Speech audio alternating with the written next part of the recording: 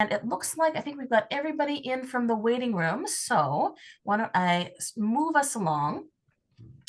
I did want to go through a few housekeeping notes before we get started.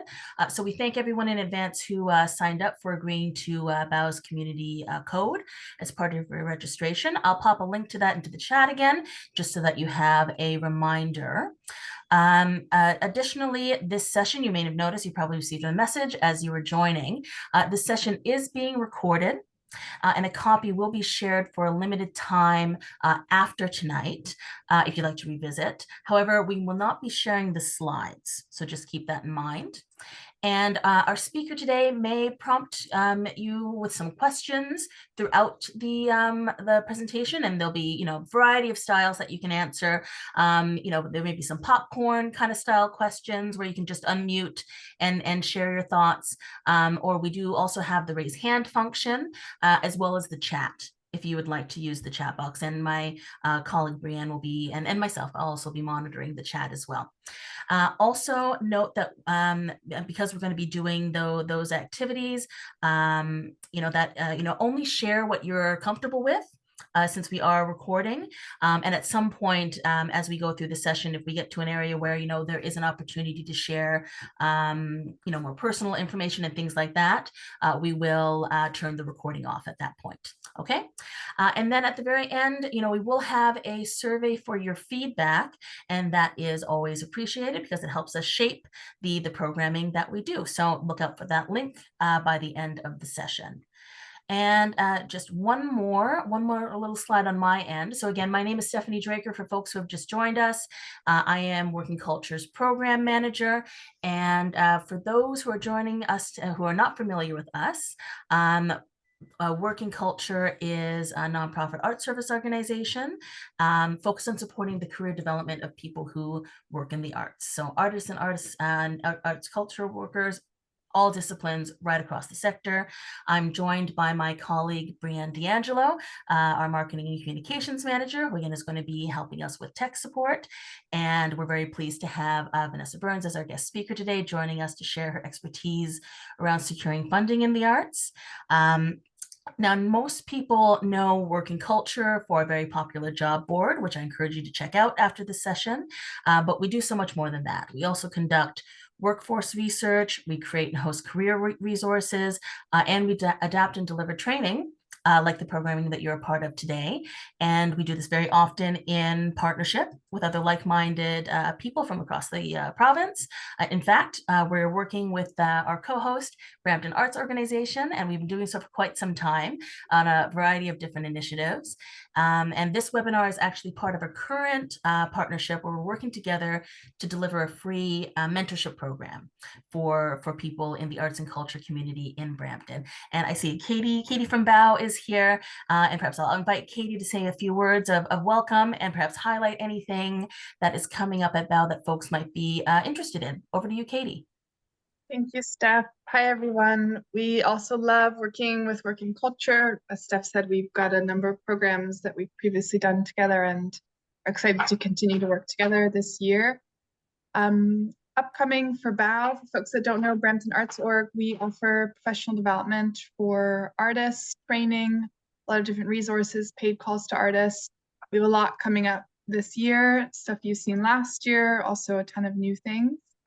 Next week, we have our first open studio of the year. So in our office downtown Brampton, we'd love to invite you all to come, bring something that you're working on. If you have learned quite a bit from Vanessa and the Working Culture team, work on a grant together, make friends in the chat tonight. In the evening for our open studio day, we have a recording studio in the space, and we'll be doing a workshop on some of the equipment and how to use it in that space. Lots of different calls coming up. Brianne's put our website in the chat, so feel free to send me a note on Zoom if you'd like. I'll put my email in the chat too if you want to connect further with BOW. All right, thanks, Steph, and nice to have you online with us tonight, Vanessa. Great. Thanks, Katie. So on that note, I'm going to stop sharing my slides in a moment so that I can welcome our guest speaker, Vanessa Burns. She brings with her over 25 years of experience spanning the social impact and for-profit sectors, and is also a proud member of the Grants Professional Association. And I know that along with the rest of you on the call, I'm very much looking forward to what she has to share. So on that note, let me, as you know, seamlessly as I can, try to stop sharing my screen. Have I stopped sharing? You've stopped sharing. Stop sharing. Great. That means, Vanessa, you may start sharing. Okay, I will Thank start you. sharing. All right, just 1 second.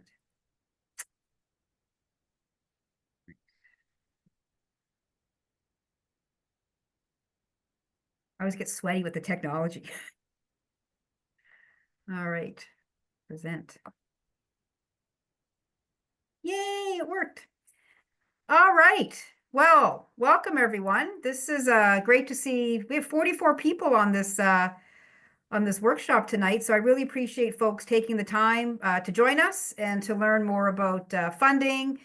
And what I like to do with these types of sessions really is we want to keep it interactive, have a little bit of fun as well, and a learning experience too. So we're going to really get started before we do anything else is with a land acknowledgement. And I'm actually based in Halifax, Nova Scotia. So we're going to do kind of a double land acknowledgement, one for where I'm sitting tonight and one for where most of you are sitting tonight. So we acknowledge that we are gathered on the traditional and ancestral territories of Indigenous peoples. In Nova Scotia, this land is known as Mi'kma'ki, the unceded territory of the Mi'kmaq people, covered by the peace and friendship treaties that recognize the rights of the Mi'kmaq to live in harmony with settlers. In Toronto, GTA, we honor the lands of the Mississaugas of the Credit, the Anishinaabe, the Chippewa, the Haudenosaunee, and the Wendat peoples, covered by Treaty 13 with the Mississaugas of the Credit. We recognize the enduring presence of First Nations, Inuit, and Métis peoples in both regions and commit to honoring the treaties and working toward reconciliation in all that we do. Together, we acknowledge our shared responsibility to respect and uphold Indigenous rights and contributions to these lands, past, present, and future. And I also want to acknowledge here in Nova Scotia, we have the oldest African community, Black community in Canada. And we have had settlers here from the Black community for the last 450 years. So I'd like to acknowledge them as well. So let's get to it. So we're all here tonight for a reason. And as I said, I want to keep this an interactive session. I'm going to be asking you questions. Please feel free to raise your hand. You can answer with your camera off, answer with your camera on. There's going to be a little bit of an opportunity at the end of the session to actually do a little bit of a think tank.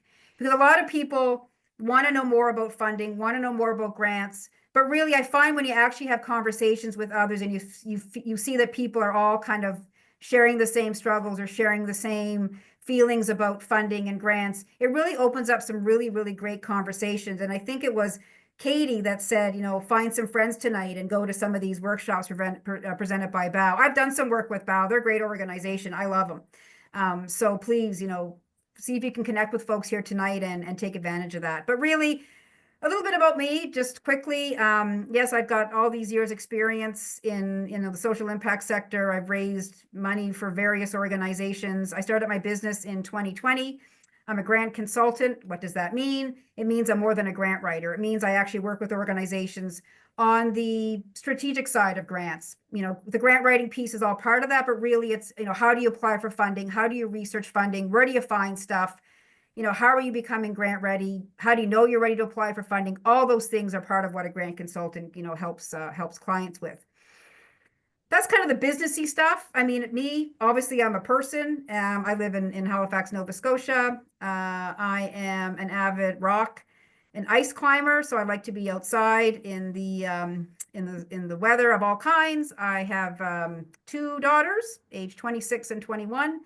And I have a very furry friend, 3-year-old border collie named Arthur, who keeps me busy.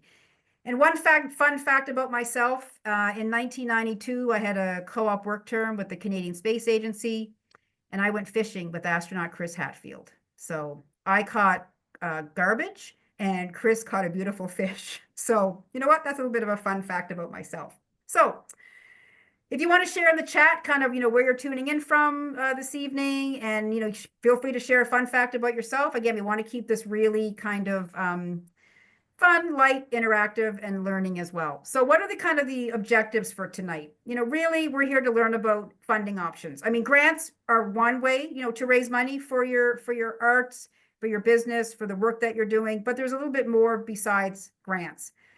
Learning practical tips on how to research these opportunities. I was reading through some of the comments before we started the call in terms of, some of the challenges people were facing, and, where do we find these opportunities? How do we know how to, where to go to find these funding, these means of funding? Where do we start? We're going to talk a little bit about that. And then really, as I talked about, being collaborative, looking to explore real world scenarios, around this whole funding landscape, because it is a big world out there. There's different ways that you can access funding. And sometimes when you start having those conversations, it makes the world a little bit smaller. So let's get right into it. As I say, if you have questions as I'm going along, please either use the chat function. We've got Stephanie and I think Brianne are monitoring the chat. So by all means, put a question in the chat, or, raise your hand, unmute yourself, introduce yourself, and ask your question that way. I know when you're in the moment, you have a question, you just want to kind of blurt it out. I'm like that, so please feel free to do that. You don't have to wait till the end of the presentation, because you might forget it and it'll go out of your head, and just blurt it out. All right, let's get to it. We ready? All right. So we're going to be interactive right out of the gate. So I want to know, really when it comes to funding, and I want people to use the chat. Feel free to raise your hand. Just speak out. Is what challenges do you have when applying for funding? And I've read a couple, on the spreadsheet, or the questions that you answered when you registered for this session, but I'd love to hear from you directly. What challenges are you facing? Anybody want to unmute? Anybody feeling brave? I'm feeling brave, Vanessa. Okay, go ahead. Start off? Let's do it. The time that you have to put into it. Yeah. Time is definitely a big one. Definitely a big one. It does take time. It really does take time to put together, proposals to access funding. And sometimes you put a lot of time in and you don't get it. Anything coming in the chat in terms of some challenges? Yeah, there's a couple here. There's one that says finding funding that applies to emerging artists with minimal experience or public work. Mm-hmm. Another that says the unwritten rules of what you can ask for and what you can't. Right. That's a People good one. talk about grants, but finding an exact grant is challenging. Good one. Yep. Finding funding that is not just for new project, but for ongoing operations. Yep. That's a big one.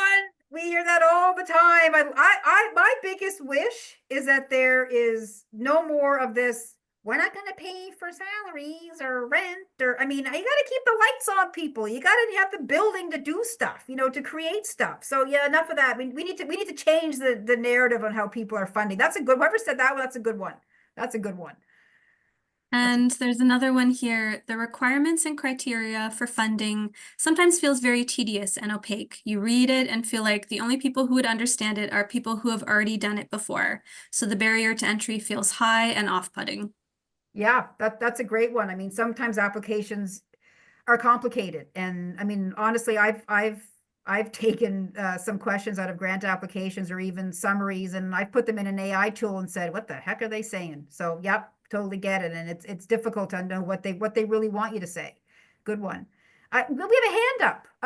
We have two hands up. Yes. Okay. All right. Let's do it. Sandra, and I'm sorry, I can't, is it, yeah? I'm sorry if I probably can pronounce your name very well. I apologize in advance. Yeah. Yeah. Hi. Hi.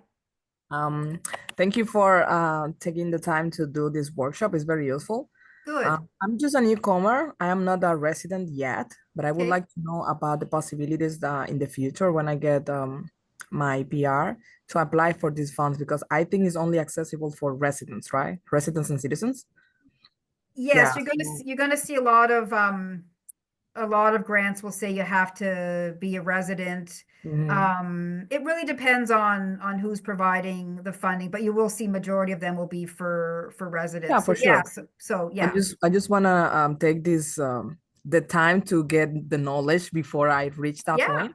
And I would like to know how you can build a good presentation for a project to get the fundings. That's my question. Right. Okay, good. Great. Thank you for sharing.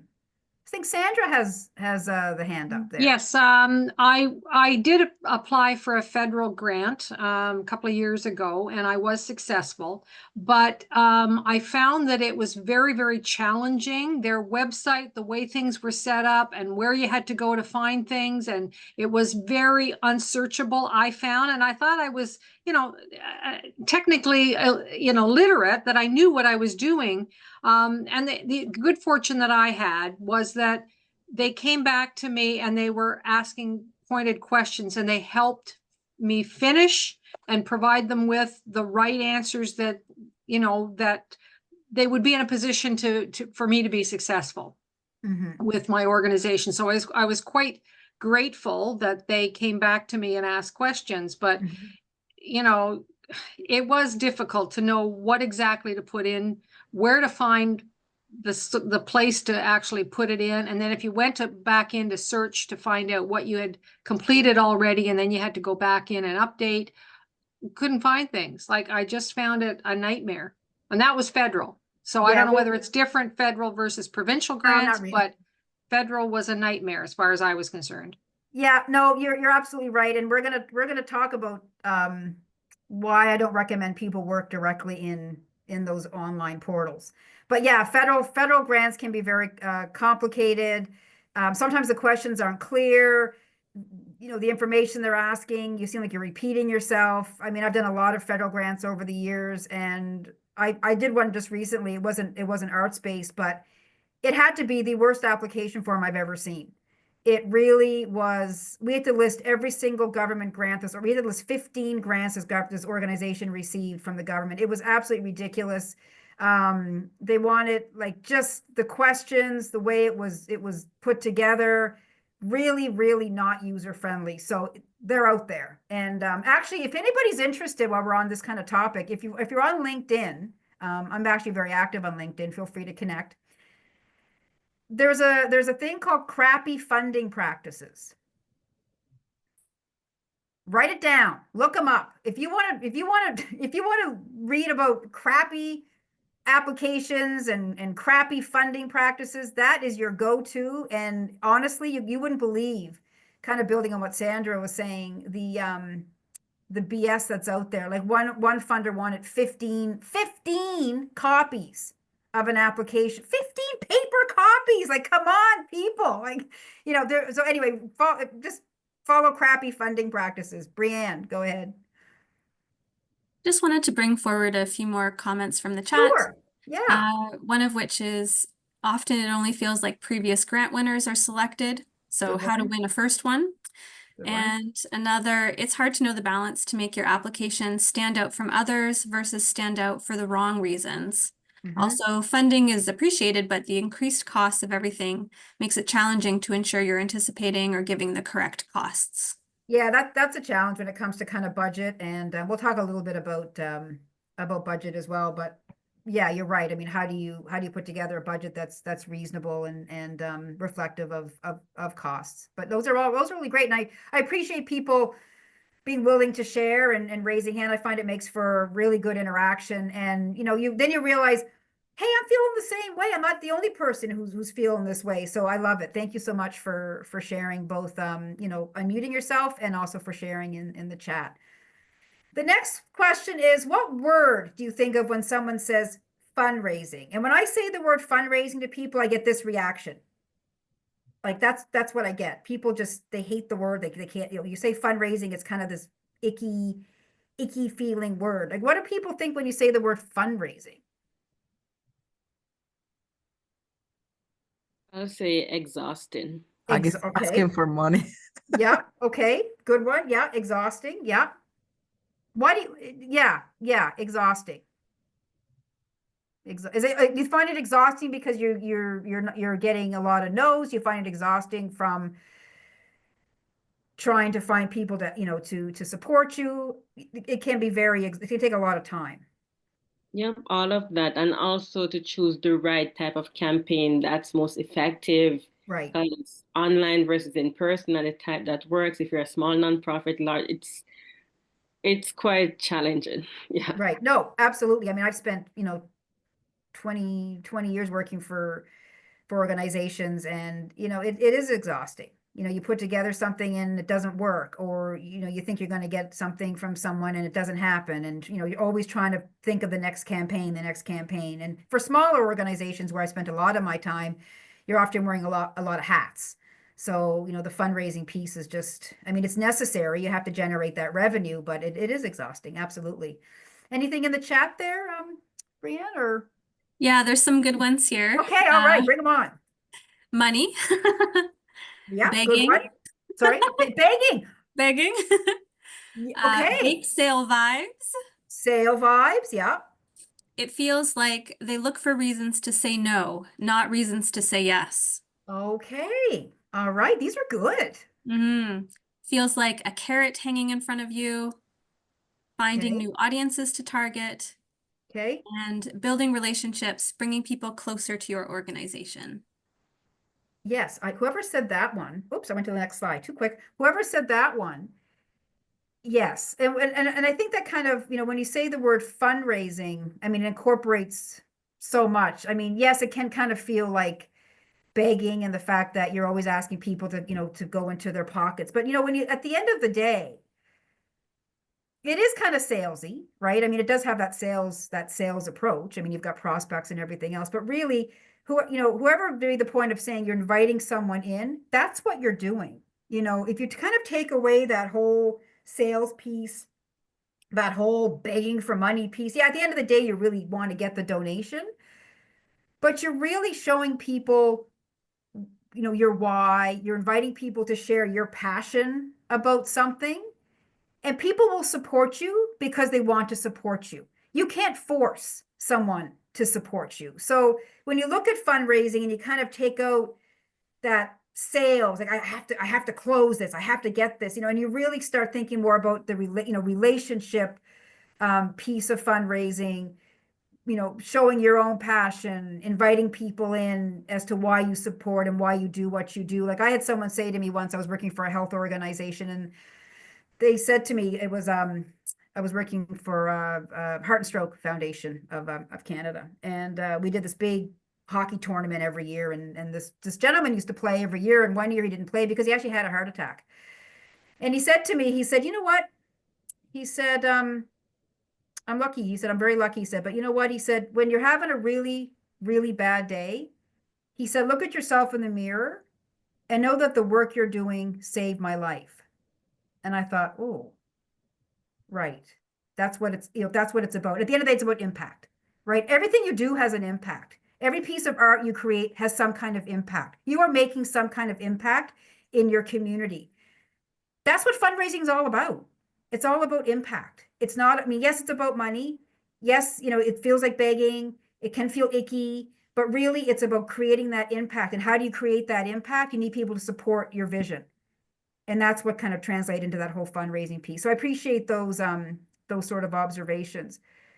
The next word is grants. And I ask this because grants are a part of fundraising. And so many people really put a lot of effort into grants. And I mean, Sandra shared her experience, you know, with federals. And I mean, sometimes you can ask someone about grants, they go, I hate them. Hate them, won't do them, you know. But honestly, when you say the word grant, it is part of that fundraising piece. I'm going to ask the same question. When you say the word grant, what do you think of? What word comes to mind? Is it the same ickiness? It's a lot of work. Okay, A lot of work. Sandra says it's a lot of work. But is it icky? I like the word icky. It feels somehow more optimistic. Like, okay. All right.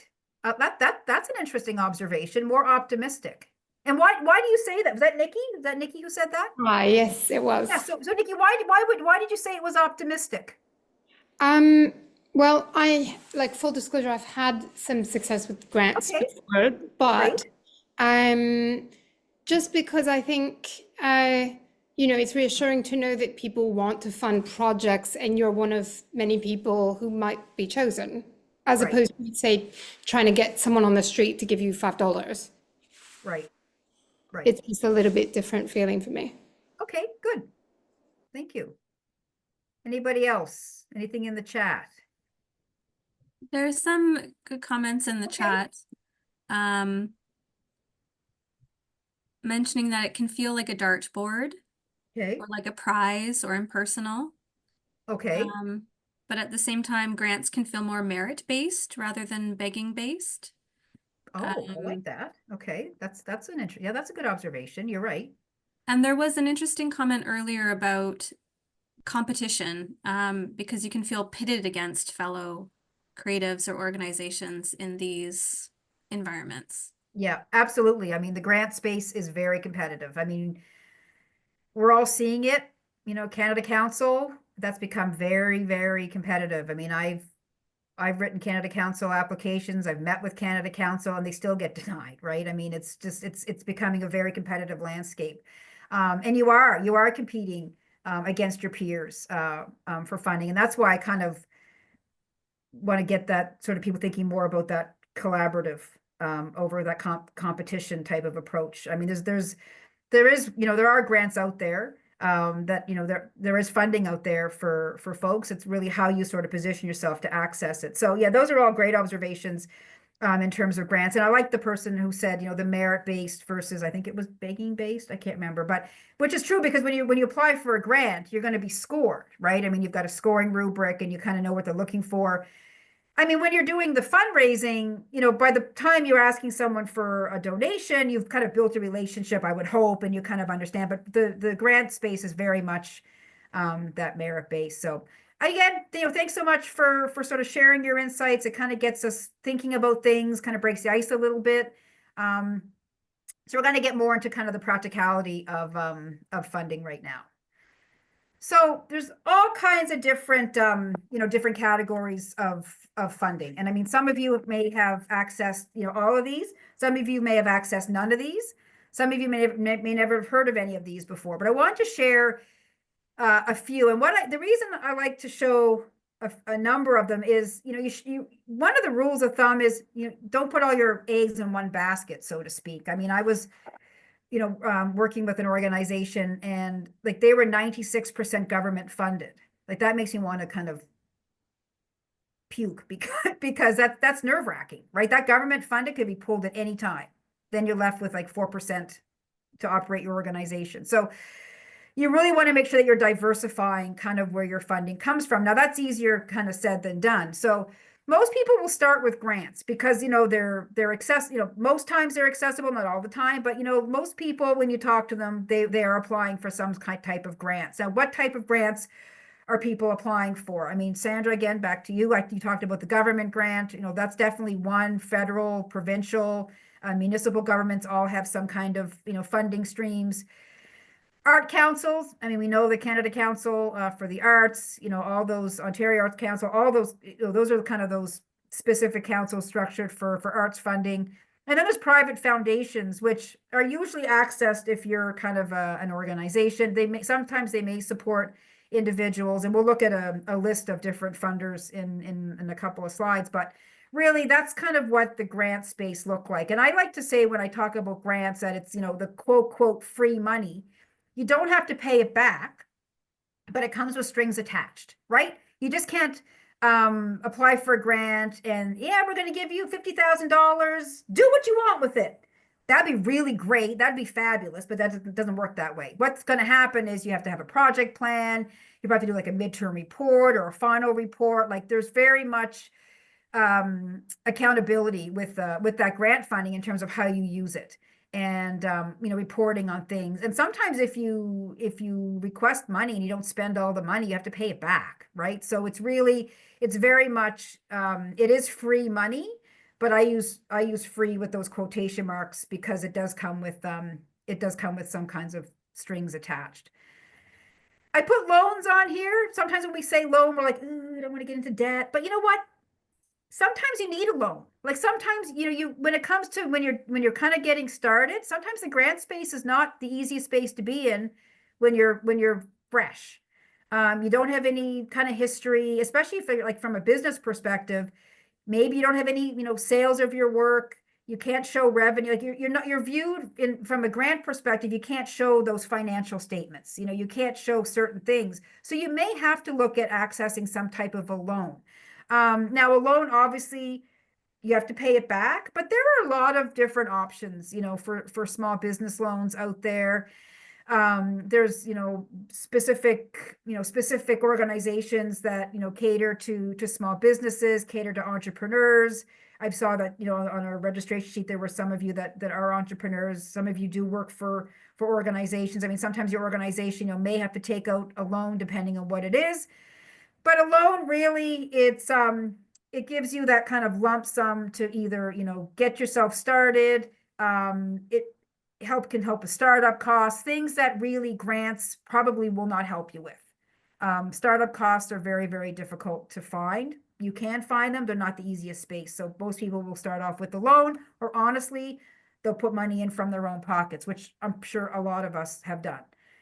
So that's why you talk about that bootstrapping sort of terminology in terms of, financing on your own, which we do to a point, but then, comes a point where you really want to look at some external funding to help support your ventures. And I mean, most of us, I would hope, are doing some kind of, aspiring to, to sell our work, right? That's why we're doing what we're doing, is to sell our work into the community, but some of us want to, display our work. So how do we do that?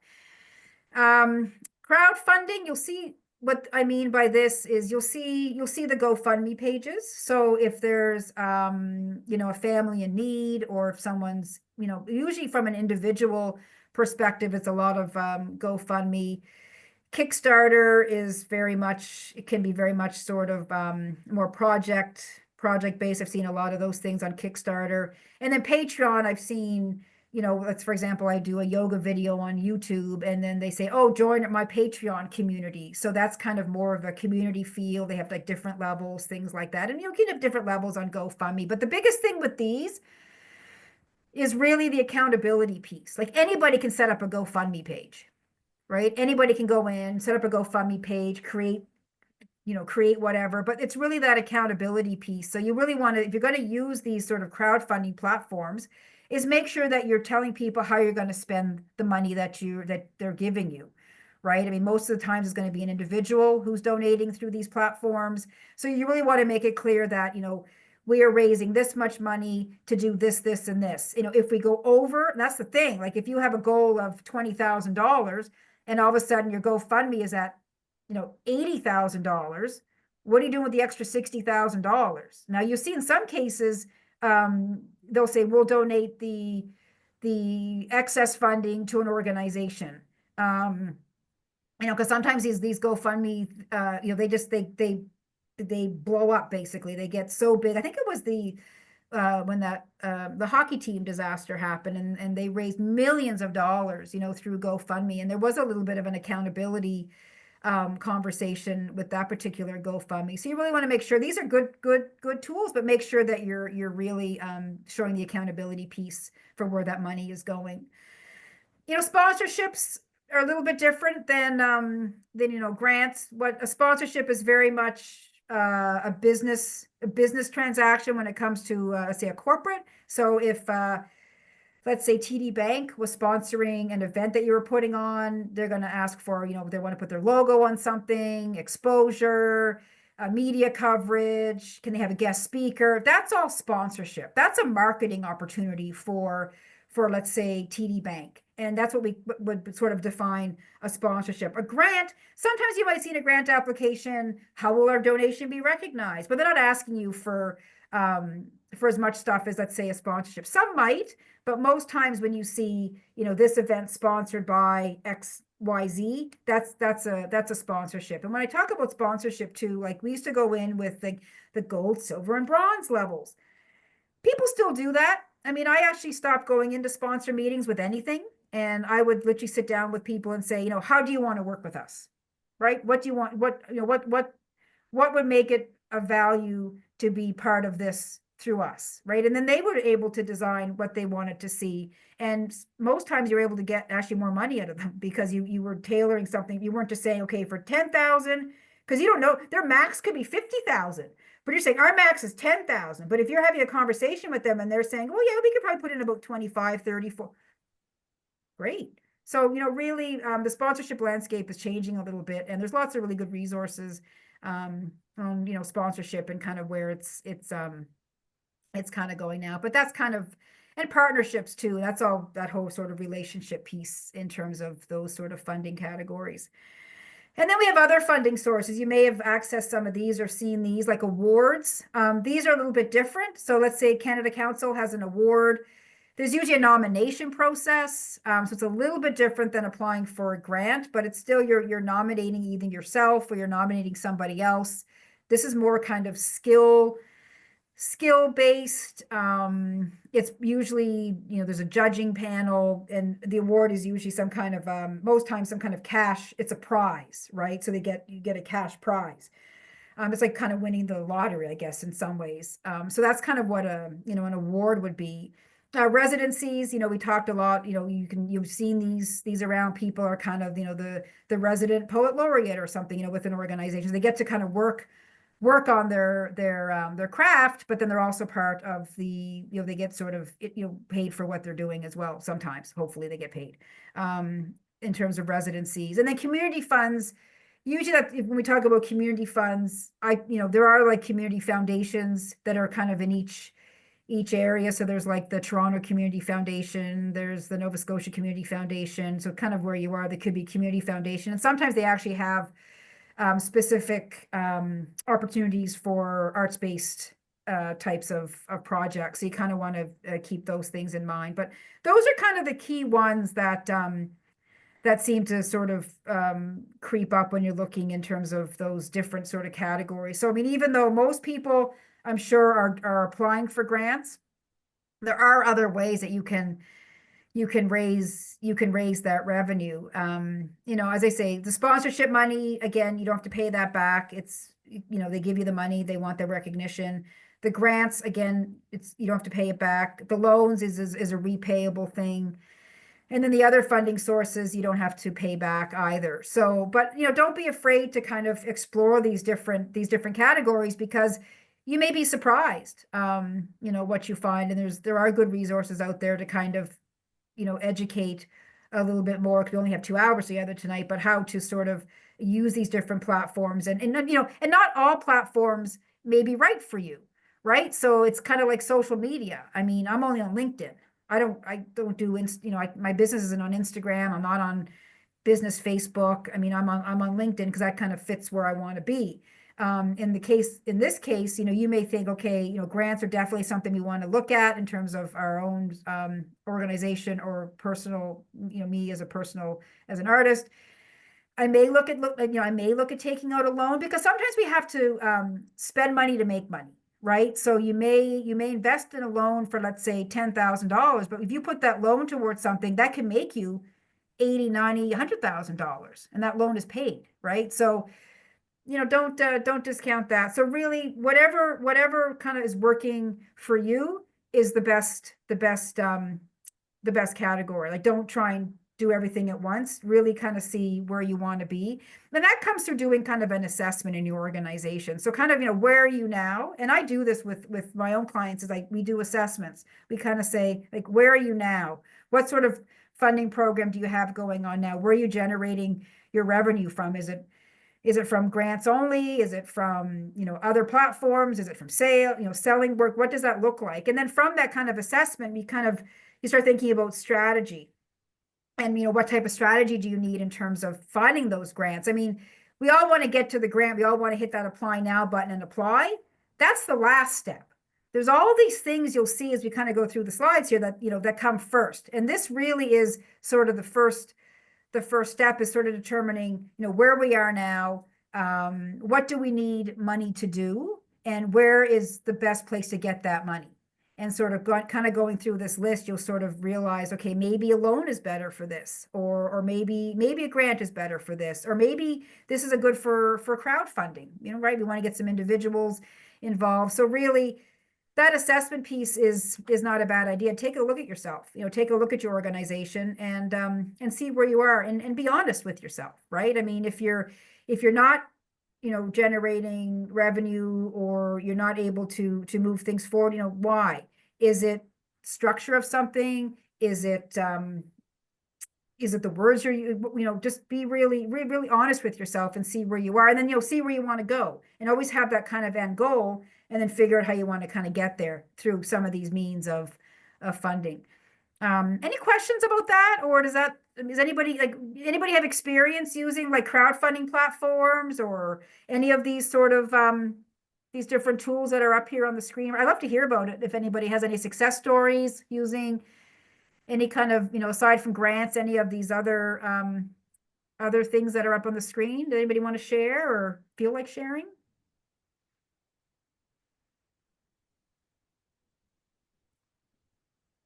Feel like that movie, Bueller. Okay, yeah, go ahead. Your hand is up.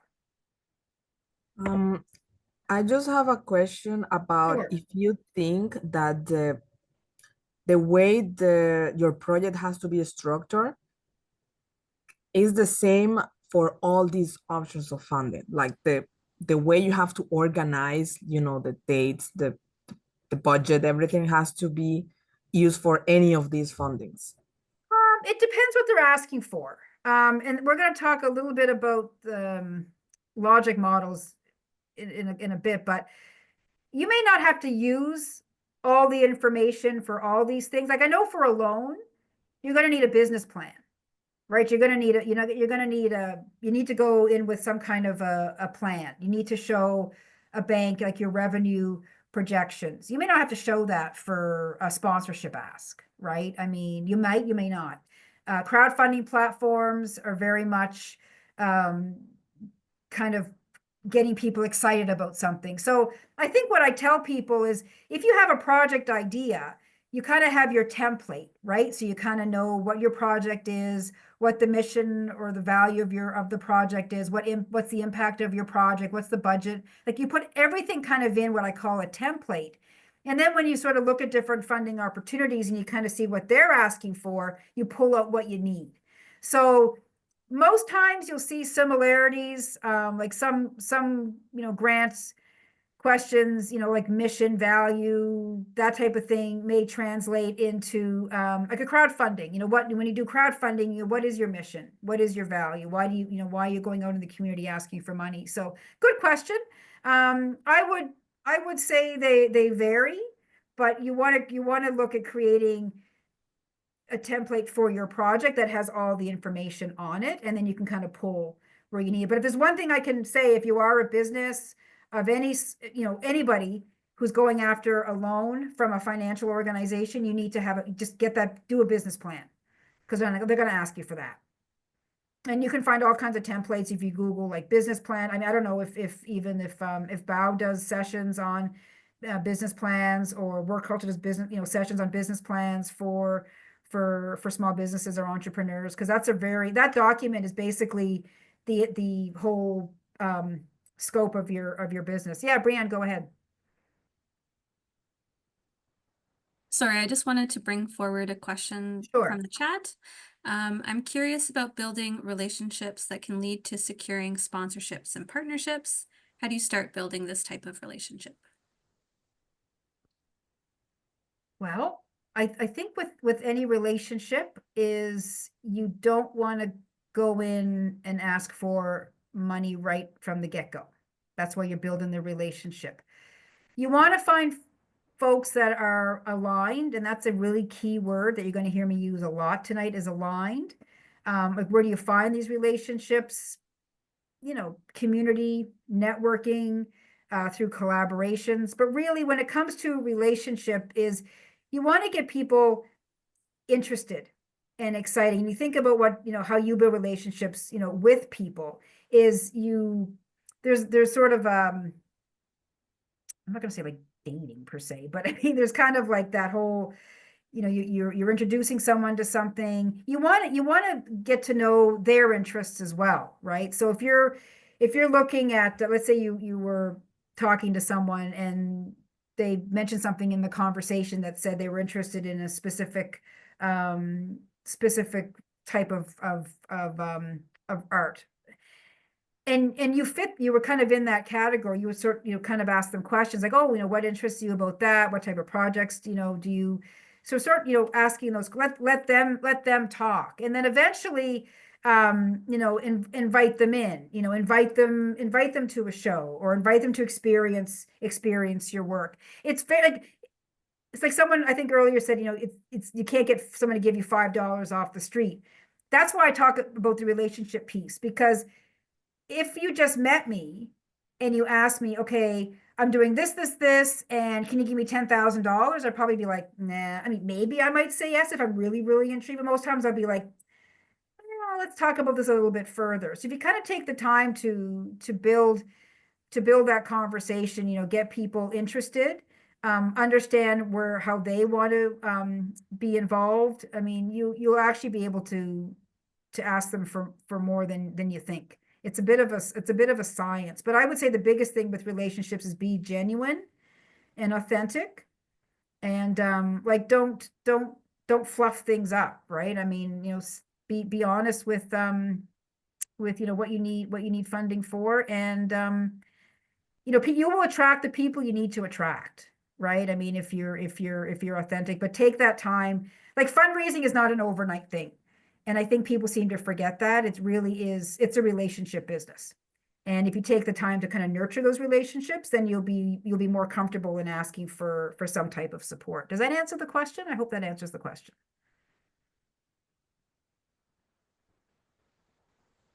I'm gonna say yes, answers the question. Yeah, okay, good. All right, so we're gonna continue on if there's anything else that. So the next, I have a hand up there. Flavian. Sorry about that. My apologies. No worries. Really enjoying it. I just had a question related to your slide there just before this one. There's a fair bit of stuff, and I'm wondering, when time is an issue, and what's the best way to think about allocating your time where you do certain things like relationship building and meetings, which are kind of essential that you do, and you have helpers, whether it be a grant writer or an intern, or how do you split things where you do the most important, but you also don't burn out and you get some help? Right. Where it makes sense. Yeah. I mean, I deal with that in my own business. I would say first, my biggest thing is I always go for return on investment, right? I mean, and I have what's also called a go, no go policy.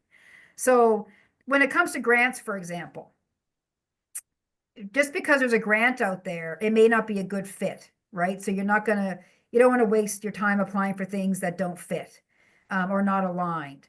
But in terms of, deciding out of this list what to kind of spend time on, it really depends on what you're looking for, right? So if you're kind of just getting started and you kind of need a little bit of a boost, then you may want to spend your time working on your business plan for your loan.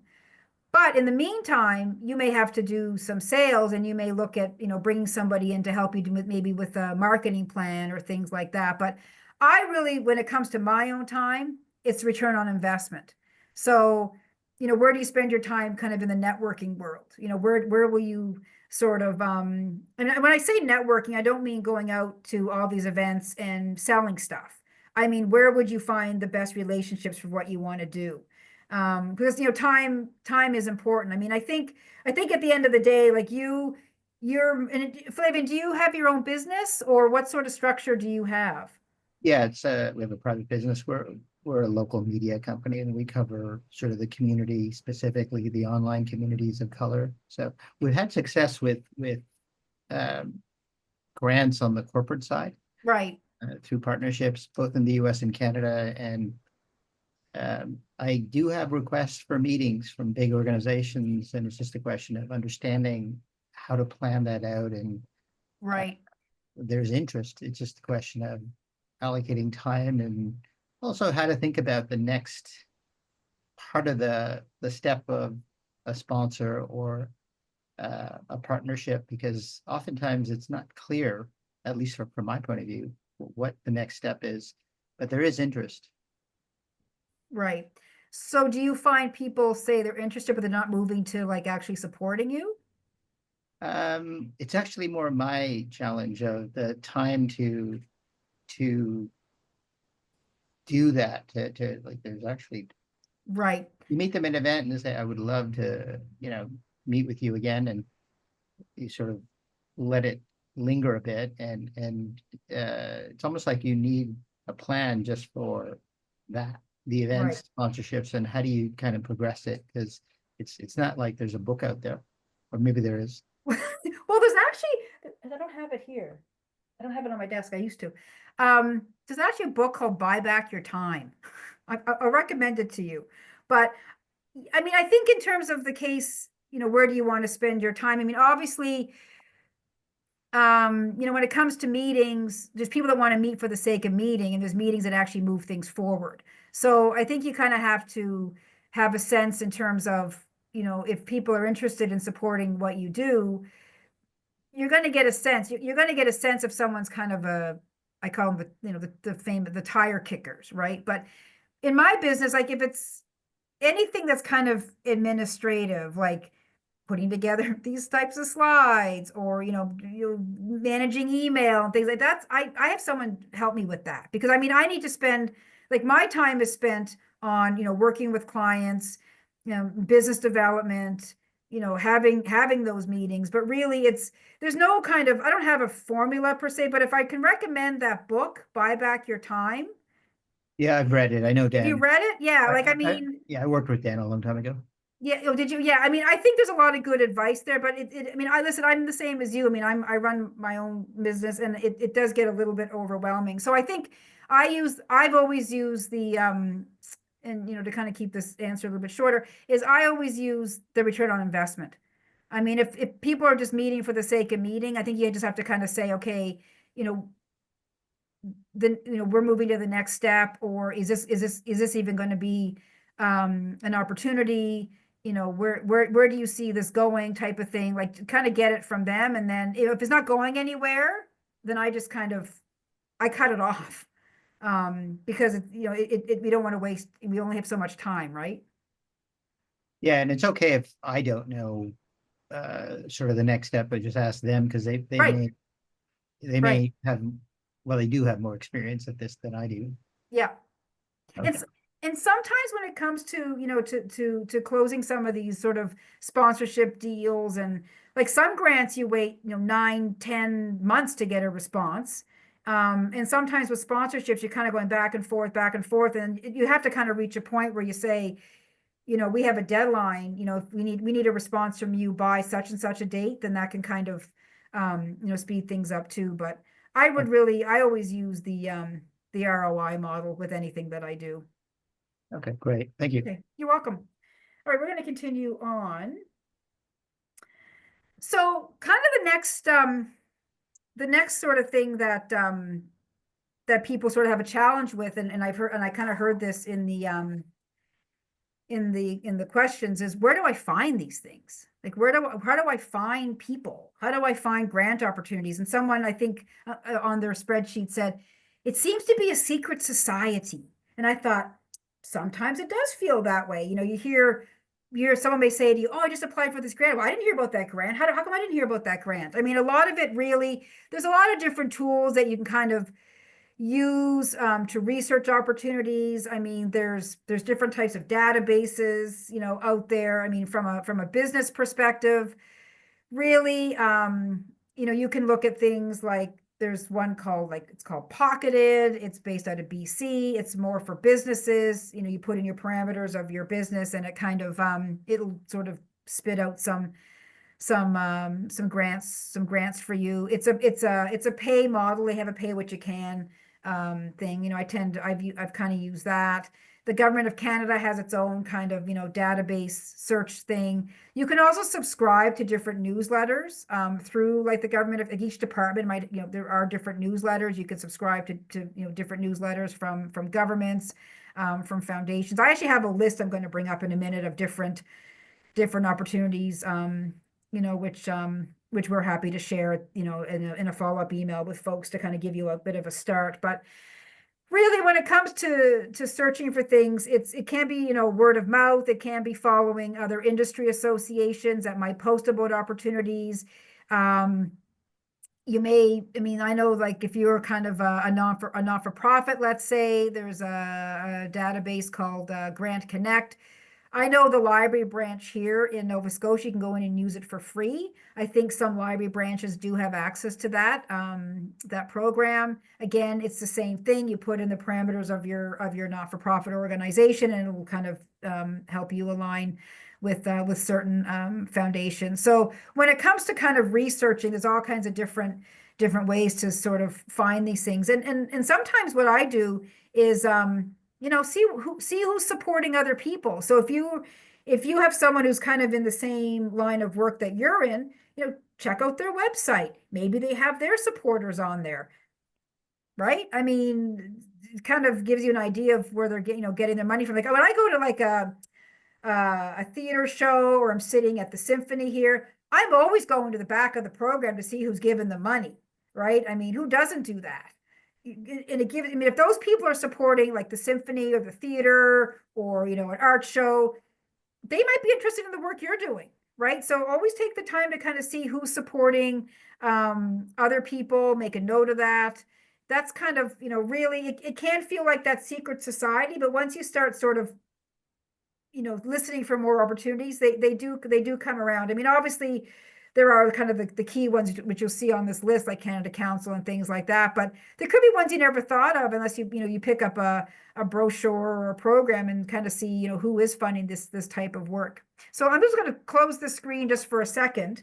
I'm going to just bring up this list here. The big thing with researching grants is if you're using any kind of database is really keywords. So what are you looking for, right? Okay, we're looking for grants. Great. What type of grant are you looking for? We're looking for an arts grant. Great.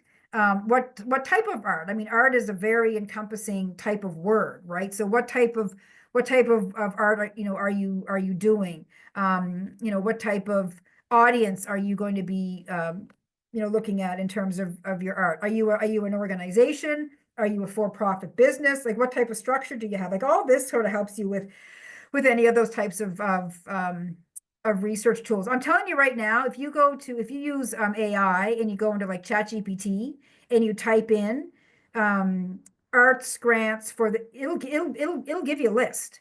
Honestly, this is how this list came together. Is I honestly used ChatGPT and I said, looking for arts grants for Canadian artists, primarily based in Ontario, and you'll see this is what it actually gave me.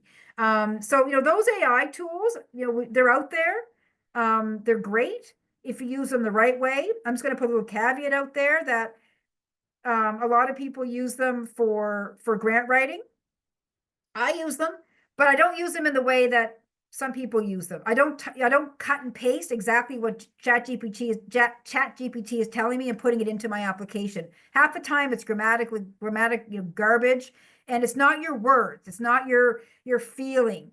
So really, ChatGPT is great for doing research, for finding statistics sometimes, for helping you craft things, getting you kind of started on how to sort of find these things. So I use ChatGPT, use whatever AI tool you're kind of using, and try it out now if you want.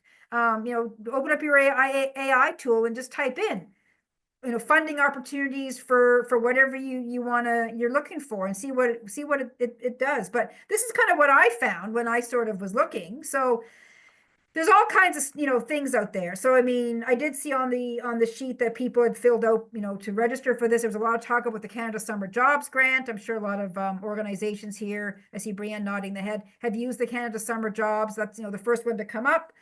So ChatGPT gave me the name, sometimes it gives you the link.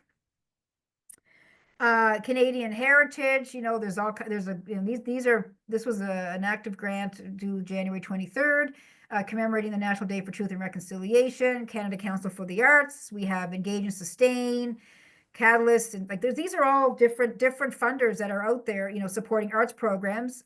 There's due dates. Canadian Heritage again, like local festivals, if you're doing any kind of festivals. Canada Council for the Arts, again, they have a lot of, for those that aren't familiar with Canada Council, they have a lot of different funding streams. You have to register on their portal. You have to be approved by Canada Council. There's been a lot of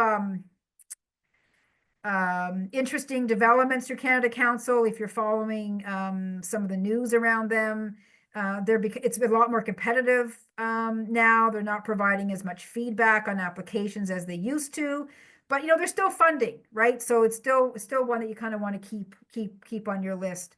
Canadian Heritage is great. I mean, they've got a lot of stuff there for festivals, organizations.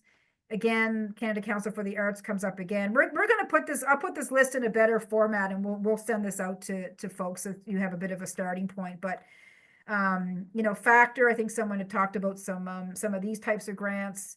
There's, basically musical showcases. Again, Canadian Heritage has a bunch. Exhibition Circulation Fund for museums. I did see a museum, I think it was the Billy Bishop Museum, logged on earlier. There's a whole grant here for exhibitions. Again, events.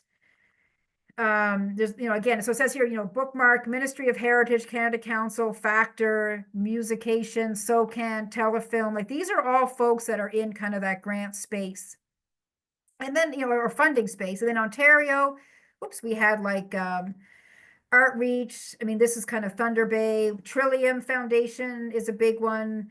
They have different types of grants. Artreach, again, has a different type of grant.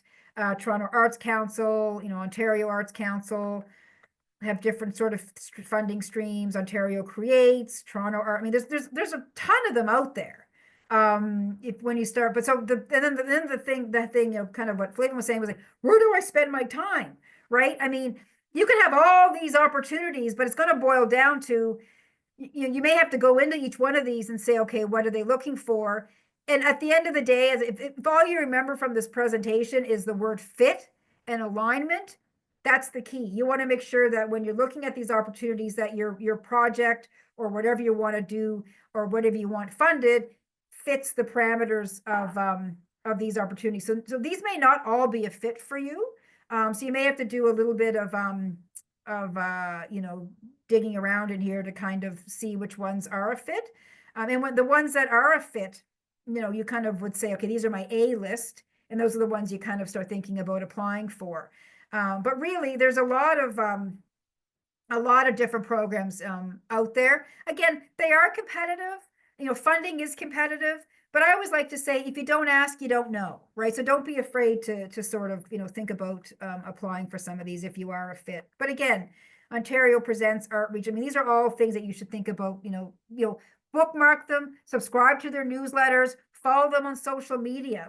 That's how you start building relationships too. If you follow them on social media, start commenting on their posts, they're going to get to know, oh, we've seen Nikki's organization here before, or I can only see Nikki and Sandra on my screen, so I'll keep using names. But I mean, anybody else who's out there, the 42 participants, they may start seeing you. So when you go to apply for something, somebody may recognize you. You never know, but this is a great way to ask questions, all those things. So follow these folks on social media. They might have a newsletter you can subscribe to. And they'll send you updates on different things that they have upcoming in terms of revenue opportunities. So highly recommend. A couple of things here. We talked about those other sort of crowdfunding platforms, but this one came up was Fundraiser, a Canadian-based crowdfunding platform for arts projects. There's one right there. And Canada Helps is more if you're a nonprofit. It's a platform that allows you to process donations and things like that. So those are kind of different platforms you can use to raise the money. And then they gave me a list as well of sorry, my cursor was a bit fast, A private foundation supporting arts in Ontario was one of the things that I asked it for, and it says the Metcalf Foundation. What do? Focus on performing arts. They have a website there. These foundations are ones you could research a little bit further with the Grant Connects program that might be available at your local library. And you can just type in like the Metcalf Foundation in Grant Connect, and it'll give you a whole list of their board of directors, how, what an average amount to ask for would be, like a lot of good information. The other thing you can do too is if you go to Google and you type in charities listing, the federal government, actually, all these private foundations have to file tax returns. So you can actually go into the government of Canada, type in charities listing in Google, the first one that comes up. I mean, I can even do it live here if you like. And this is kind of, we'll do a little tab here. Yeah, I got it, Vanessa. You got it? Okay, good. So the charities listing, and then you can basically see, you can put in the Metcalf Foundation, and I do want to show your screen there, Stephanie, if you have it up. It's kind of interesting to look at. Like, I think people may not even know this exists. Sure. Yeah. Okay, so I'm just gonna sharing, and you can share your screen. I'll go back to where we were. take over the sharing, and let's see. Oh, let me get all the little chat boxes out of the way, all the little widgets. I just think this is that's something that people don't know that's out there. Yeah. Can you see the browser now? Yeah. Yeah, this is the page that you were thinking about, right? Yeah, so just type in Metcalf Foundation under the organization name and see what we get. We've worked with them before. They're great. Just type search, and then let's see what we got here. Let's keep going. There we go. This one. Yeah. So here's the Metcalf Foundation. It came up on the list. Oops. I'm not human. There we go. Yeah. So you can see all their tax returns. So if you just scroll down, it's got their website on here. It's got that they're registered. But if you scroll down a little bit, it tells you what their mission is. It tells you here what their revenue is. So you can see that the Metcalf Foundation, if you scroll down just a little bit more, has revenue. They have revenue of $20 million. Okay, they have $20 million in revenue. That was 2023. And then you can see under the expenses how much they're actually awarding. And when you click on the link that says they're awarding $10 million, they're awarding about 50%. If you click on gifts to other registered charities, this will give you a list of who they're giving money to. And when you say qualified donee, that means someone who's, most of the time it's a registered charity, a school, a church, but this gives you an idea of how much they're giving somebody. So if you don't have access to some of these more robust, database searches, then you can go through this. And most foundations will be under CRA that are obviously located in Canada. But you can see here who the Array Music, Performing Arts, or they're giving $30,000 to the B Current Performing Arts Company. Like, you can see, so it kind of gives you an idea of how much they're giving, and so that will kind of help you sort of determine how much you could potentially be asking them for. But I thought that was a kind of a good little tool to sort of share with folks, so you don't have to have those expensive databases. The government of Canada, for any private foundation, has to fill out a tax return. Yeah, it's a good reminder. Yeah, so I thought that was kind of cool. Okay, Brianne, I think you have your hand up, and I'll go back to sharing my screen there, Stephanie, if you want. Yeah, it's just a question from the chat about foundations. So does a foundation grant assessment work differently than a government grant? The participant mentioned that their organization has had success with government grants, but not so much with the foundation grants.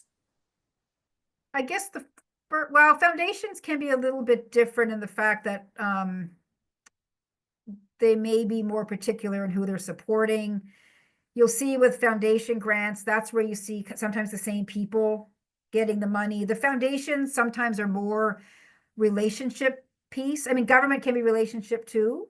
I find foundation, sometimes we write a bit more technical for a federal grant than we would for a foundation grant. Like, a foundation grant is could be sometimes more of the fluffy, I call it the fluffy writing, but that's not really the right terminology, but different styles of writing. So government is very much, technical, and this type of writing, whereas foundations, depending on the foundations, like they're really looking at impact and stories. A lot of these foundations like to kind of see that. So I'd have to kind of take a look and see what foundations you were kind of applying for. And so, I mean, whoever asked that question, like, I'd be happy to kind of take that offline and have a side conversation and sort of see if you want to do like a, a quick kind of review. I mean, I'm always happy to do that. If that's of interest, then you can just follow up with Stephanie, I guess, afterwards, and we can set you up with a 30-minute conversation. But just I can look through your foundation application and kind of see, what maybe how to improve it, or maybe it's an alignment piece as well, and you're not quite seeing it. Some, bringing a set of outside eyes sometimes helps too. So,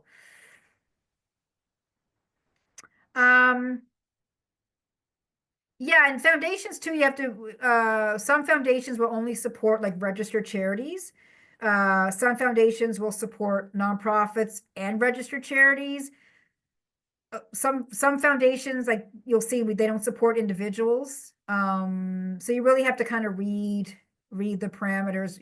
Government, sometimes government will, they'll do nonprofit, charities, community groups, individuals, like, they seem to have a little bit more flexibility, whereas foundations can be a little bit more rigid on what groups are trying to support. But I said I'd be happy to do that 30-minute review session with whoever asked that question. Yeah, so it's enough to kind of keep going. But so this is just, again, giving you a list, but all these foundations are technically in that charities listing. So that one, but we'll put this together and we'll send that out to you. Could I add just one other thing? And of course, some sort of drilling started happening as soon as I raised my hand. But in addition to all of those different organization formats that you talked about, there are specific funders that will fund collectives of artists that are not incorporated as an organization. So there's also that. You don't necessarily have to be a business or have have a corporation number or anything like that, or a charitable number, but they will specify like how many artists it has to be. And sometimes with like Ontario Arts Council, a majority of the artists working in the collective will have to be in Ontario. Similar with Toronto Arts Council, a majority of the artists in the collective must be based in Toronto. So there are also those opportunities as well. Yeah, there's lots of opportunities, and I mean, I don't know them all. I mean, things come up all the time.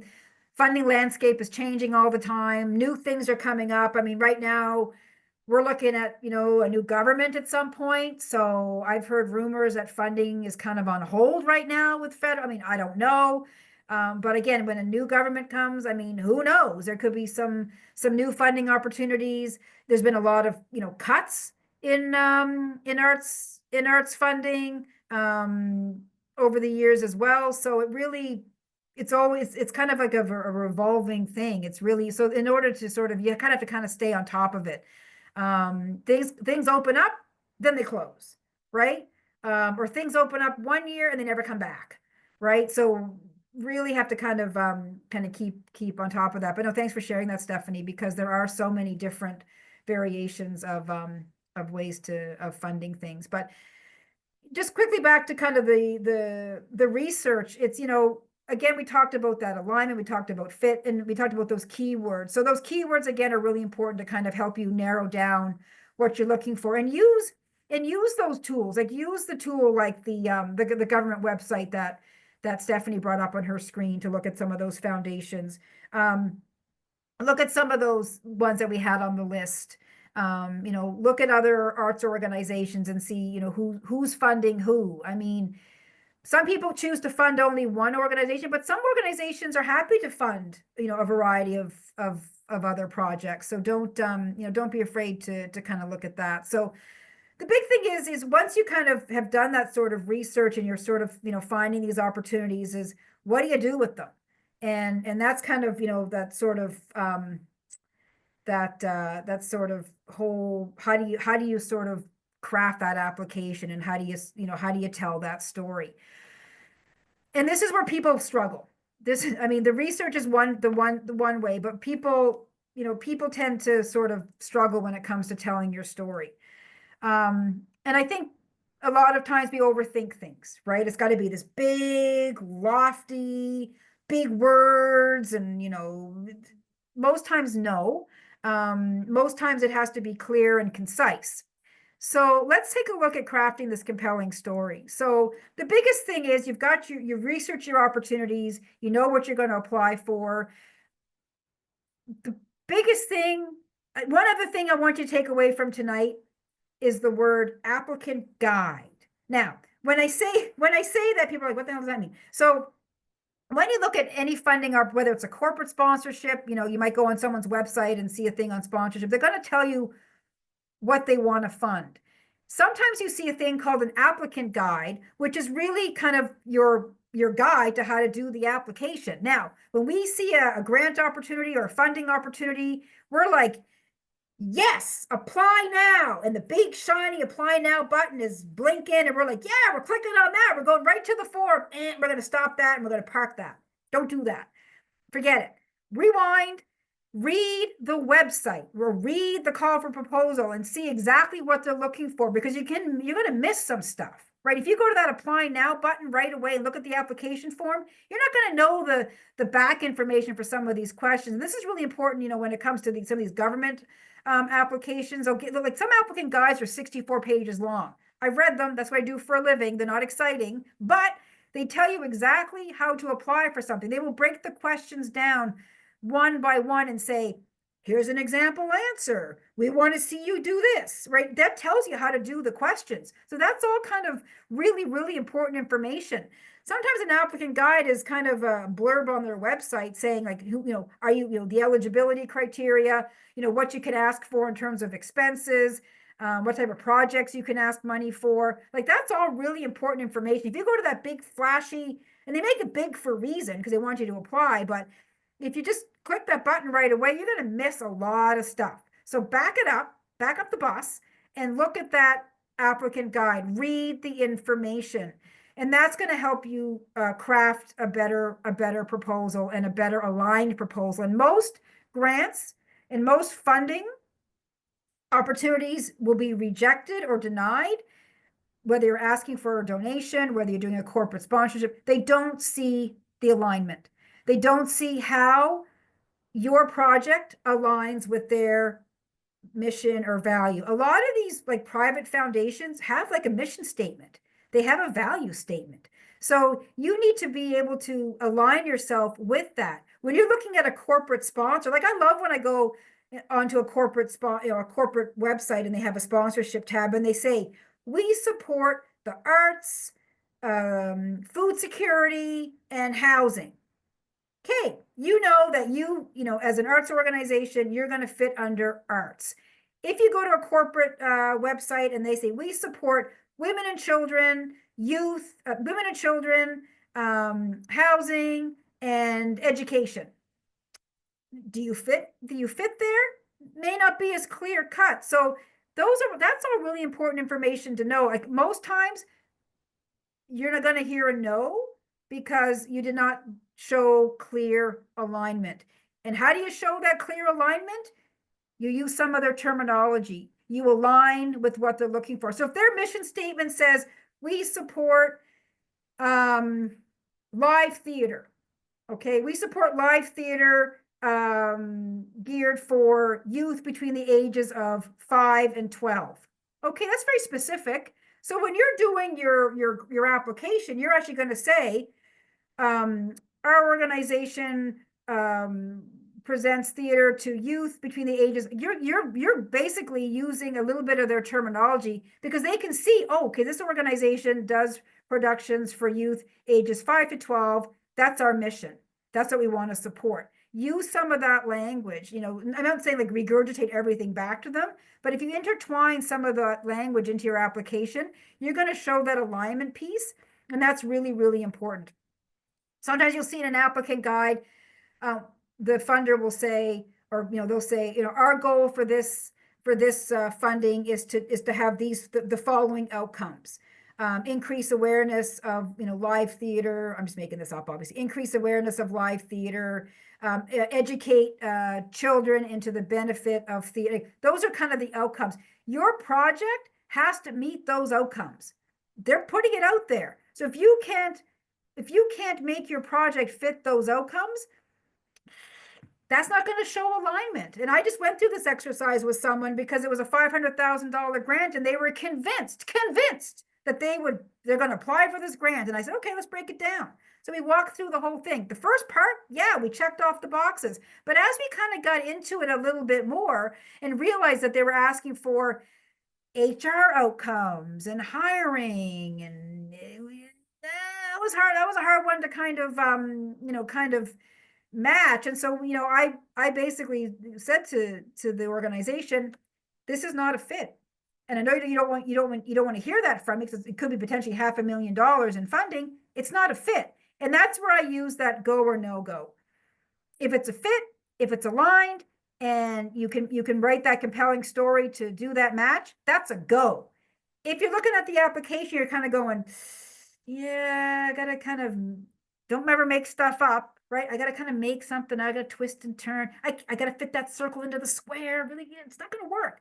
That's a no-go, right? And it's hard to say no to potentially $500,000 in funding, but you're not going to get it anyway because you're not aligned, right? So start thinking in terms of alignment and fit, in terms of reading some of these call for proposals, and you will be creating stronger applications. One thing I do want to mention in terms of an application process is a logic model. And I know some people, when we asked the question in terms of when you registered, if you were using logic models, some of you said yes and some of you said no. And what a logic model is, and I'm going to show you just really quickly, it's basically thinking about your project in a logical manner. And that sounds kind of simple, but when you kind of see the template, you'll understand what I mean. So I'm going to just get out of this for a second. And I'm just going to quickly go to this other screen, but I just want to show you this, for example. And this is a logic model template that that a lot of folks, I'm trying to get them to use. But basically, this may or may not be applicable. So again, spend time where it's applicable. But when it comes to logic models, if you do a logic model exercise, by the time you get to doing a funding template, a lot of the questions are already answered. So with this particular logic model template, the first question is, who's my target audience? Like, that's a very common question in a grant application, is who do you want to showcase your work to? Like, who is going to take advantage of your work, or who do you want to be a part of your project? So that's, who's going to benefit from what you're doing? That's kind of the first thing. So, and that question comes up in a grant application and a funding application all the time. Like, a corporate sponsorship will say, who's in the audience, right? Are they going to be there? I mean, if you're talking to, like, I don't know, Fish and Chips, or I'm making this up, Fish and Chips or us looking for sponsorship, who's going to be in the audience? Are they going to be potential clients? Marketing opportunity for them, right? So who is your target audience? Get that very clear, and be specific. Like, is it youth? Is it adults? Is it families? Like, what does that look like? And then your inputs are kind of like, what do you need to help implement the project? What type of staff do you need? Do you need volunteers, equipment? Do you need a facility? Everything to put your project together falls under your inputs. How much funding do you need? How much money do you need? Do you know what this translates to? Your budget. This column here helps you develop your budget. If you know that you need to have X number of staff, what's that staff going to cost you? How much money do you need to pull this project together? You can take that information and start developing your budget. Activities. So, whenever we do a project, usually there's some kind of a gap, or you're trying something new, or you're doing a project for a reason. So, what activities do you need to sort of implement to make the project happen? Are you going to have, like, workshops? Are you going to do, like, a show? Are you going to do, like, a hands, like, what does that look like? What do the activities look like as part of your project? Is it an exhibition? Because if you're going to do an exhibition, you can keep it, okay, I need to look for funding to help me exhibit, right? Or help me present, right? So these are all things that you can see where this is kind of going. It's very much a logical process on how to look at your project. A lot of people don't do this. And I wanted to sort of give you this because this could give you an advantage when it comes to applying, because a lot of people, oddly enough, they may do this and call it something else, but most people, when you say, are you doing this type of work when you're thinking about a project or a program, they'll be like, no, way, here you go, here's some advantage. So all those activities. Your outputs are basically like, how many people do you want to come to your workshop or your show or your exhibition? Like, how many people do you want to sort of target? How many, if you're doing some kind of print run of something, how many things you want to distribute? Like, what does that look like? Those are kind of your measurable number type of things. And grant applications will ask this question: what are your outputs? That's exactly what's on this sheet. Your outcomes are more kind of, if someone goes to your show or someone goes to kind of your workshop, what will change in them, right? Will they have more knowledge and appreciation for such and such? I mean, they're short term. So if I go to your live show, and depending on what the topic is, and I come out of that show, how am I going to feel, right? How am I going to feel? What kind of experience am I going to have? Am I going to change my views on something? So if a show is, let's say a political show, am I going to have a change in views when I come out of there? Like, what does that look like? And, the long-term sort of, outcomes is, is there like a change behavior in someone you want to instill when you do a piece of work? I mean, there may not be, but really what this is asking you is for, if I'm going to go to look at your work or your exhibition or something like that, and I leave, what do I feel like? What am I feeling? What am I going to do? What am I going to change? What am I going to question, right? So that's kind of those outcomes. And then the impact is like, as a whole community, what difference are you going to make with your work? So if you're bringing an event, let's say into Brampton, and they never had an event like this before, and it's bringing new experiences to the city, that could be, you're impacting the community as a whole. You're what's the word I'm looking for? You're encouraging them to try something new. Maybe it's a new food festival, right? Or maybe it's something along those lines, that it's something that's new for the area. So what kind of impact are you having with your project? And this is all part of questions that come up in anybody who's applied for any funding, has seen these before. And then how do you know it was a success? Like, we go through all this time, we do these projects, we create things. How do you know that what you've done is a success? Is it number of, did you sell anything? Is it number of people that experienced your work? How will you know they enjoyed it? Are you going to do any kind of conversations, surveys, all those things? So by doing this type of exercise, it really helps you craft that strong story, and it gives you a lot of information, at your fingertips. So we have this template for those that have registered for the session. If you want us, we can send this out. If you're interested, just put yes in the chat, and we're happy to send out a logic model template to you, so you can kind of think about using this in your own business or whatever structure you have. It's well worth taking the time to do that. So I kind of wanted to show that only because it will help you craft a strong story. And plus it gives you everything at your fingertips, right? So when you're looking at creating something, you go through that logic model process, and you have everything there. So by the time you get to actually filling out applications or doing sponsorship packages, you know what you're looking for, right? You have that already. You're not kind of going to that apply now button and trying to fill in the blanks as you go along. That's really hard, right? I don't recommend that. I recommend that at all. So throw in the logic model there. And then the other thing too, when it comes to the compelling stories, you want to have, clear objectives. And that again comes from that logic model piece. Is you want to know your project. You want to make sure that it's clear that it's needed, is something that people will engage with. What does that kind of look? So all those things help tell that story. Statistics are good if you can sort of show kind of, have you done past shows? What was kind of, have you had success with, what is your success as an artist? I mean, that's all things that, you'll see in the Canada Council applications is, your past experiences with the medium that you work in, right? So all these things are kind of things to kind of think about. when it comes to actually like writing, this is where I sort of, tell people the very first thing you want to do when it comes to like, if you're looking at an application online, take it with a grain of salt. I learned the hard way. Don't work directly in a portal. Like I spent hours filling out an application. I think it was for Canadian Tire Jumpstart program. It was for youth. I was working in a youth organization. I spent like about 15 hours, no joke, putting together. I lost it all. The portal crashed. I had no backup. I was doing my thing. It sucked. Okay. Like, so I tell people, word of advice, some grant applications will give you like a worksheet. Use the worksheet. Do your answers on the worksheet. Don't do them directly in the portal.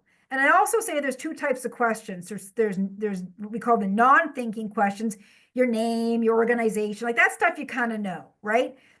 The thinking questions are kind of like, what is your project? What are your outcomes? What are your those types of questions are your thing. You don't want to lose those thinking questions. If you lost the non-thinking questions, okay, we could, but the thinking questions, you want backup for that. So please don't work in the portal. And if you do, great. Be careful. But I mean, I don't know if anybody's had experience with, I think someone had mentioned that they've tried to go back and find their work and they couldn't find it. It's a real problem. In some portals, I don't like the portals where you have to be on the same computer every time. Like sometimes you go into these applications, oh, you've been here before. And then you go on your iPad, oh, you're new. No, I've been here before, but because it's so like, it's done, I think, by IP address or something. So it's only specific to one device. That's a pain in the behind. So again, if you're working kind of on the offline mode, you'll have a backup. Plus, you're able to collaborate as well on applications and things. You're not just, you can share, you can have people input. So very important not to work in that portal. The other thing too, when it comes to, the kind of writing and people kind of struggle with the writing, keep it simple, right? Like you don't have to use big words. Doesn't mean you're smart, right? Big words just mean, big words. When it comes to kind of telling that story, you want to be clear. You want to use, that compelling language, like why you, like, why are you the person to be doing this type of work?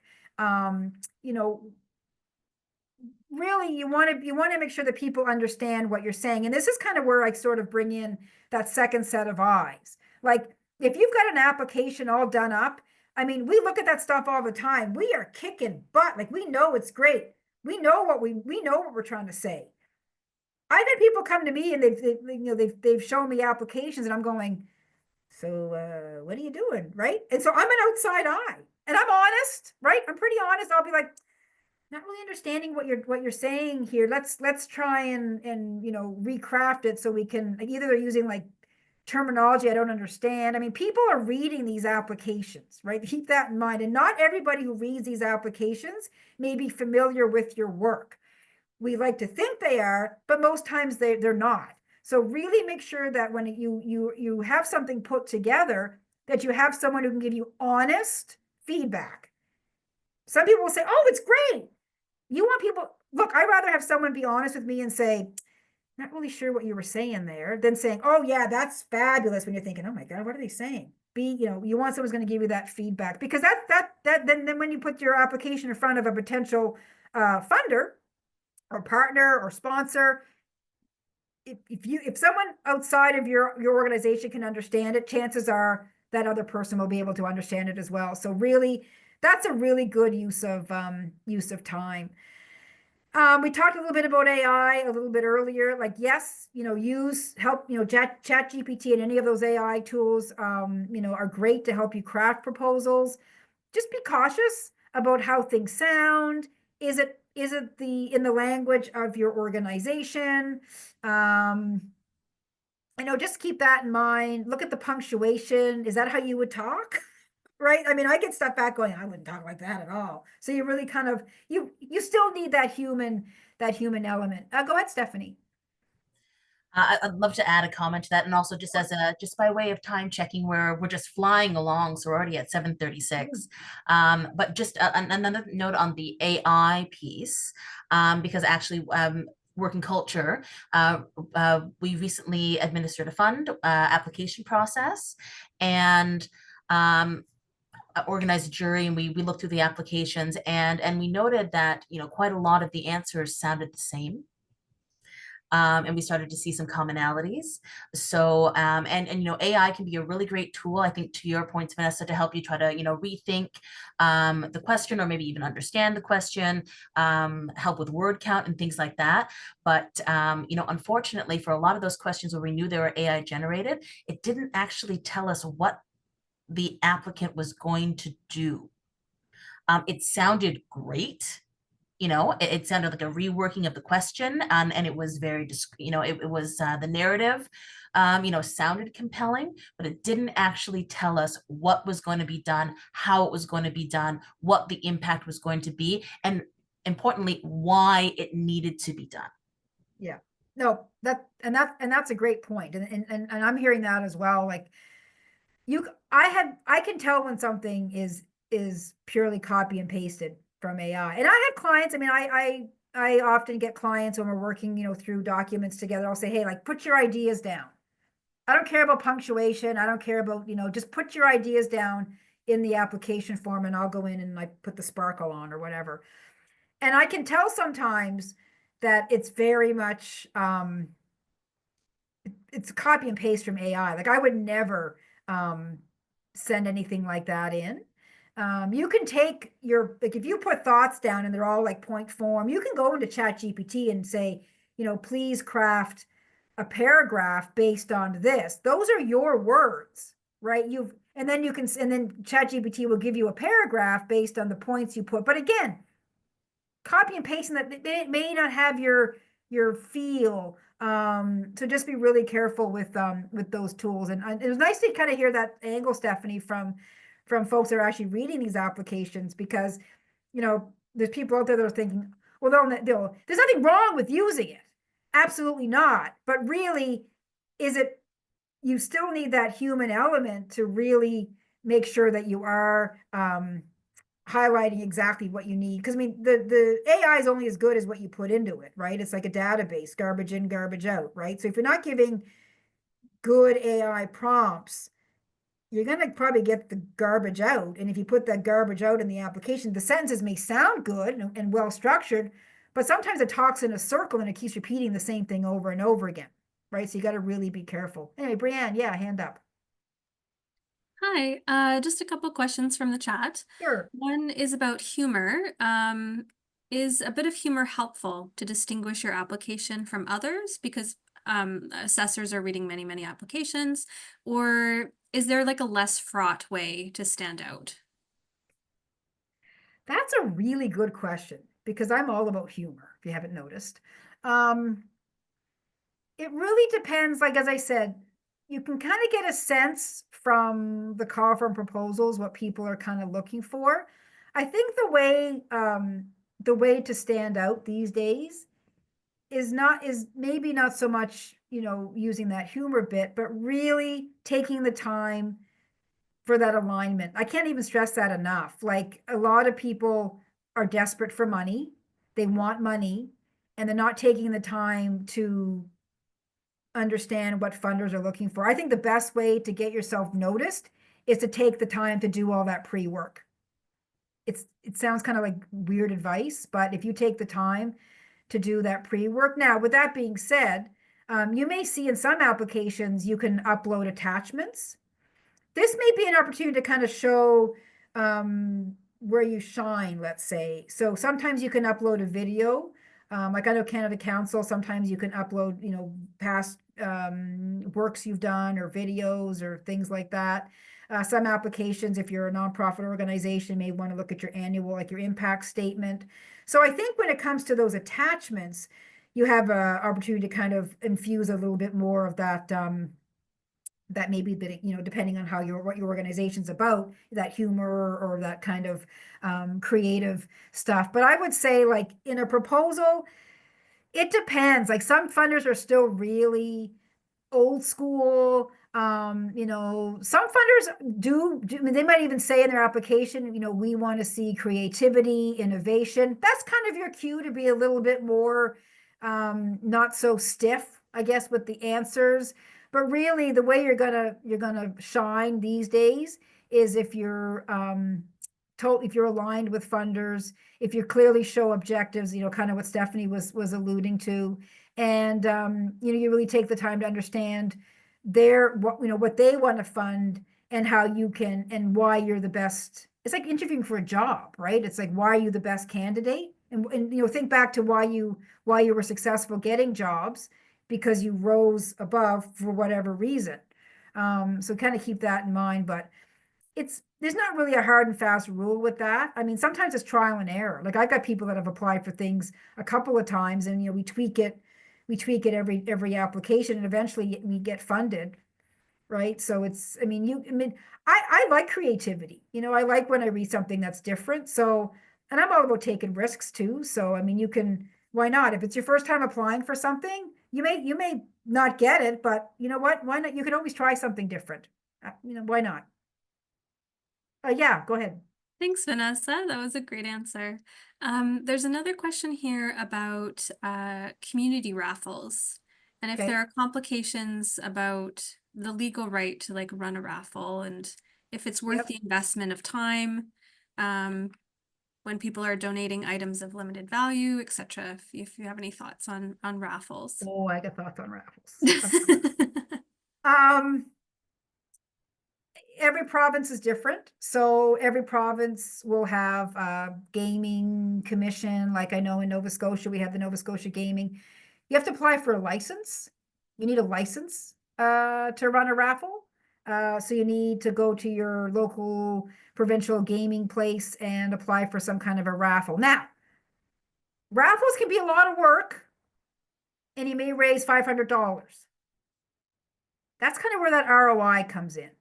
So I went into an organization once, and they were doing like raffles and wine and cheeses and I cut them all because it was like, at the end of the day, there was so much time invested doing these little things that, we actually could make more money putting together like one big thing. So we had like a big, annual breakfast at the end. But in this case, it depends. Like, is a raffle part of a bigger event?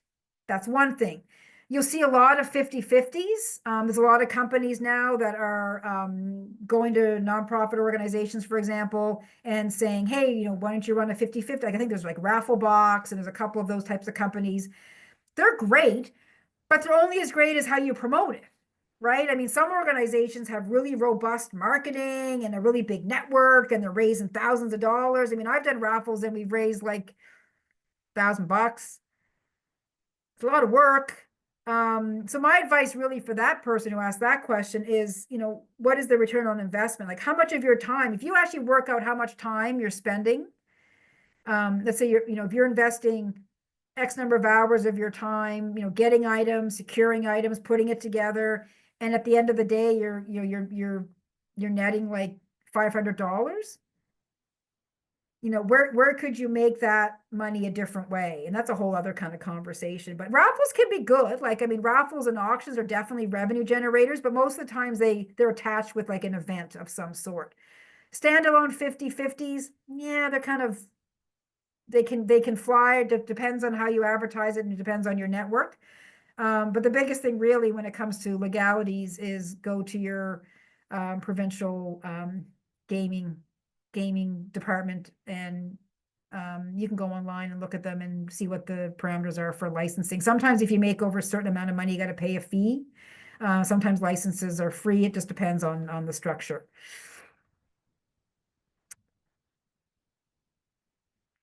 Okay, is that it from the chat? I see we're at 10:02. So, but basically, this is really, it comes with practice, right? Anything to do with writing is practice. If we had more time, I've done 2-day workshops on this, right? So, we've done like practical exercises. This is really kind of a high level. But if you're, as I said, if you're interested in discussing a little bit further, I'm going to share my email at the end, and I know that we have a special thing to share with those that are participating at the end of this call. You can certainly access some of my time to sort of talk about this further. But at the end of the day, like, if you really think about the top sort of things when it comes to writing is, be aware of word counts and character counts. Like 500 words is different than 500 characters. So you want to make sure that you sort of, fit those limits. And they're there for a reason. They're there to keep your writing concise. People are reading, they don't want to read pages and pages. So sometimes you're writing for like, what is it now? X, Twitter, whatever it's called now. Like